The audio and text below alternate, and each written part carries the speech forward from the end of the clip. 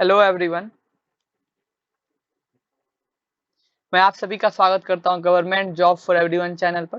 तो आज हम बात करने वाले हैं जो job vacancy Vikram Sarabhai space centre जो कि इसरो के अंदर आती है उसके द्वारा रिलीज निकाला गया है, जिसमें से सबसे पहले पोस्ट जो है आपको बता दें टेक्नीशियन, जो कि लेवल 3 है। इनकी सैलरी 21,700 से 69,100 तक रहेगी। तो इनमें जो है पोस्ट है सबसे पहला फिटर का। टोटल पोस्ट 17 है। कैटेगरी वाइज जो देख लें, जनरल के लिए 8, ओबीसी के लिए 3, एससी के लिए 3, ईडब्ल्यूएस के लिए 3 और एक्स एसएम के लिए 2 हैं। और आपको इसमें जो है 10th पास तो होने चाहिए, साथ साथ साथ आपका फिटर ट्रेड में सर्टिफिकेट्स होना चाहिए, चाहे आईटीआई, एनटीसी या एनएससी का। और इसमें आपको जो भी एक पार्टिकुलरली फिटर को सिखाया जाता है उसी तरह से आपको यहाँ काम प्रोवाइड किया जाएगा। और वहीं आए नीचे देखेंगे, यहाँ जो है इलेक्ट्रॉनिक मैकेनिक में 8 पोस्ट हैं। जनरल के लिए 3, ओबीसी के लिए 1, एससी के लिए और ईडब्ल्यूएस के लिए 3 और 2 इसमें जो है एक्सएसएम के लिए है। वहीं आपको 10th पास प्लस सर्टिफिकेट चाहिए, आपको आईटीआई, एनटीसी या एनएससी का। मैकेनिक ट्रेड में इनका भी सेम जो वर्क होता है। ये जो पार्टिकुलरली आप मेडिकल स्टैंडर्ड्स देख रहे हैं, ये कुछ फुल फॉर्म है। जैसे आप देखिए, इलेक्ट्रॉनिक मैकेनिक को जो भी है वो अच्छे से उनको दिखना चाहिए। इन सब तरह के पार्टिकुलर कुछ स्टैंडर्ड्स होते हैं जो कि एक नॉर्मल ह्यूमन बीइंग जो कि हर काम कर सके, तो उसके रिगार्डिंग को लेकर है। वह इलेक्ट्रीशियन में 6 पोस्ट हैं, 3 जनरल के लिए, 1 ओबीसी, 1 एससी और 1 ईडब्ल्यूएस के लिए। वहीं एक जो है एक्स्ट्रा एबल्ड के लिए भी फिक्स्ड है। इसमें भी आपको 10th क्लास में जो है पार्टिकुलरली सर्टिफिकेट चाहिए, 10th पास होने चाहिए। साथ साथ आपका इलेक्ट्रीशियन ट्रेड का आईटीआई, एनटीसी या एनएससी में सर्टिफिकेट चाहिए। इनका भी जो वर्क होता है पार्टिकुलरली इन्हें वो वर्क दिया जाता है। आइए नीचे देखेंगे इनके बारे में और कितने सारे पोस्ट हैं। जो है अगला पोस्ट है मैसनिस्ट का, 4 है। कैटेगरी वाइज आप देख सकते हैं पोस्ट क्या है। इनमें भी आपको आईटीआई, एनटीसी, एनएससी में मैसनिस्ट ट्रेड में सर्टिफिकेट चाहिए और 10th पास होने चाहिए। इनका भी जो वर्क है आप यहाँ देख सकते हैं, जो एक पार्टिकुलर मैसनिस्ट करते हैं वही काम है। एमआर ये है एक्चुअली मैकेनिक रेफ्रिजरेशन और एयर कंडीशनिंग, जो एसी उसी ठीक करते हैं उससे रिलेटेड है। इसमें भी आप टोटल सीट्स 3 है, जनरल के लिए 2, एक ओबीसी के लिए। जो भी इनका पार्टिकुलरली वर्क है वो। और साथ साथ आपको एमआर और एसी में आपको आईटीआई, एनटीसी या एनएससी का सर्टिफिकेट चाहिए। उसके बाद जो है टर्नर के लिए 2 पोस्ट हैं, जनरल के लिए 1, ओबीसी के लिए 1। इसमें भी आपको टर्नर ट्रेड में जो है क्या कहते हैं सर्टिफिकेट चाहिए और 10th पास होने चाहिए। जो भी पार्टिकुलरली इनका वर्क आप यहाँ देख ही सकते हैं।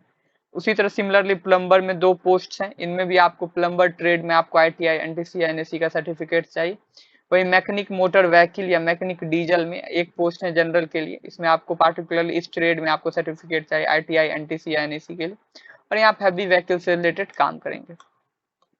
और ड्राउट्समैन में देख लें, यहाँ भी सैलरी सेम 21,700 से 69,100। यहाँ जो मैकेनिकल के लिए 5 पोस्ट है, जनरल 2, ओबीसी 1, एससी 1, ईडब्ल्यूएस 1, जिसमें से एक्स्ट्रा एबल्ड के लिए 2 सीट्स यहाँ बुक है।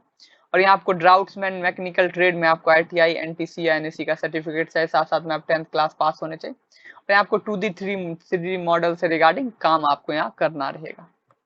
उसके बाद है ये एक रेडियोग्राफर, जिनकी सैलरी 25,500 से 81,100 रहेगी। इसमें मात्र 1 पोस्ट जो जनरल कैटेगरी के लिए, इसमें आपको फर्स्ट क्लास डिप्लोमा चाहिए रेडियोग्राफी में। और यहाँ आपके पास जो है responsible for taking digital x-ray of patients as per the advice of medical officers. तो आपको ये काम आता जाना चाहिए।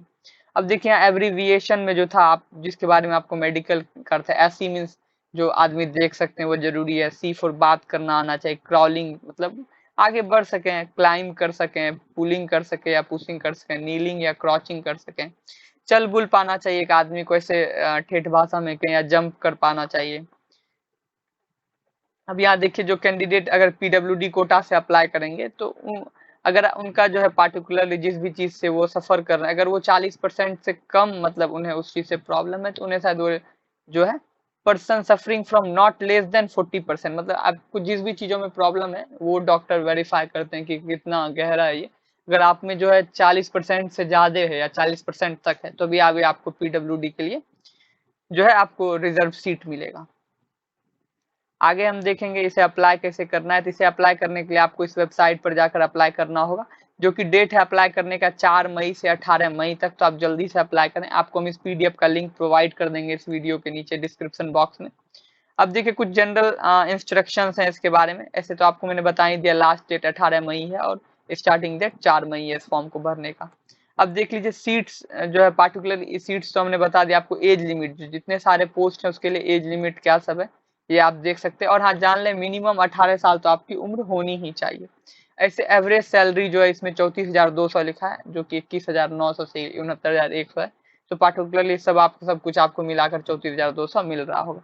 वही रेडियोग्राफर का एवरेज सैलरी जो रहेगा, अप्रोक्सीमेट सैलरी 40,200 रहेगा।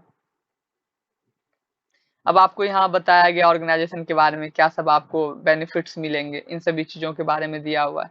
और आप जिस भी कैटेगरी का बेनिफिट्स लेना चाहते हैं, आपको उसका कंपिटेंट अथॉरिटी, मतलब जो भी अथॉरिटी उसको इशू कर रही है, उसका वैलिड सर्टिफिकेट होना चाहिए आपके पास। सिलेक्शन प्रोसेस में देख लें तो इसमें एक रिटन टेस्ट होगा, दूसरा स्किल टेस्ट होगा। जिस भी पार्टिकुलर ट्रेड में आप, सबसे पहले तो उसके रिगार्डिंग लेकर आपको कुछ क्वेश्चंस रहेंगे, जिसमें कि 80 मल्टीपल क्वेश्चंस रहेंगे, जिसमें आपको ऑप्शनल वाले रहेंगे कि A B C D में से कौन सा सही है। टोटल 90 मिनट मिलेगा। उसके निगेटिव मार्किंग भी रहेगा, हर क्वेश्चन के लिए आपको 0.33 मार्क्स काट लिया जाएगा और हर सही क्वेश्चन के लिए आपको 1 नंबर दिया जाएगा। वहीं जो मिनिमम नंबर, अगर आपको 32 नंबर चाहिए जनरल कैटेगरी के लिए, और रिजर्व कैटेगरी के लिए 24 नंबर चाहिए। और हाँ, अब देखिए the ratio for skill test is 1:5 with minimum of 5 candidate. मतलब देखिए, अब जैसे जितना भी सपोज करें 5 पोस्ट है, तो अब इसके लिए 25 बंदों को चुनेंगे, फिर मतलब 25 बंदे का रिटर्न होगा। अब उसके हिसाब से नीचे उनका स्किल टेस्ट लिया जाएगा। अब इस 25 में से फिर 5 को चुना जाएगा। तो कंपटीशन थोड़ा टफ है, बट अगर आपका अपने स्किल पर, और अगर आप अच्छा मार्क्स लेकर मेरिट के लिए चुन जाते हैं, तो अगर आपका स्किल अच्छा है तो आप एब्सोल्युटली चुने जाएंगे। वही देख लीजिए, आप यहाँ सिर्फ इंडियन नेशनल अप्लाई कर सकते हैं, और उसके बाद किसी भी तरह से आप कुछ भी गलत तरीके का किसी सर्टिफिकेट अपलोड कर देना है, कुछ भी गलत तरीके का यूज करना, तो आपको वहाँ उससे जो है पोस्ट से निकाल दिया जाएगा, आपका फॉर्म रिजेक्ट कर दिया जाएगा। जब कभी भी आप पकड़े गए उसे, आपको वहां से निकाल दिया जाएगा। अब देख लीजिए पेमेंट के बारे में, जो है कितना किसे भरना है। तो जो है स्टार्टिंग में एप्लीकेंट्स को जो है 500 रुपए जब एप्लीकेशन फी डालना है। वहीं जो है female, scheduled caste, scheduled tribe, ex serviceman और person with benchmark disabilities candidate will be refunded full fee subject to condition to the candidate should appear in written test। अब देख लीजिए और क्या है, for other candidates an amount of 400 will be refunded in due course, duly deducting bank charges as applicable in appearing written test। अब देखिए यहाँ जो आपको शुरू में सभी कैंडिडेट्स को 500 रुपए का पेमेंट करना है, जिसमें से कि अगर आप SC हैं, ST हैं, या फिर फीमेल हैं, या फिर क्या कहते हैं आप क्या कहते हैं एक्स सर्विसमैन है, तो आपको ये जो परीक्षा, अगर आप परीक्षा में बैठना चाहिए, अगर आपने फॉर्म भर दिया परीक्षा में ही नहीं गए, तो आपको फी वापस नहीं किया जाएगा। अगर आप परीक्षा में बैठने जाते हैं तो आपको 500 रुपए वापस कर दिए जाएंगे। वहीं जनरल कैटेगरी के लिए इसमें जो है, या OBC के लिए, इन सभी को 400 रुपए वापस किया जाएगा। तो यहाँ आप ऑनलाइन तरीके से पेमेंट कर सकते हैं, इंटरनेट बैंकिंग या फिर जो कुछ भी है, internet banking, UPI, credit card, debit card, इन सभी तरीकों से आप पे कर सकते हैं। साथ साथ जो मैंने आपको पहले बोला, आपका सर्टिफिकेट्स होना चाहिए। आप अगर आप एक्स सर्विस मैन है तो डिस्चार्ज सर्टिफिकेट, SC ST को SC ST का सर्टिफिकेट, या PWD कैंडिडेट को डिसेबिलिटी सर्टिफिकेट वहां शो करना पड़ेगा। आपको इसका ऑनलाइन ही सबमिशन करना है और उसका प्रिंट आउट रख लेना अपने फ्यूचर, मतलब जब आपका मेरिट में सेलेक्ट हो जाएगा तभी आपसे वो डॉक्यूमेंट मांगा जाएगा।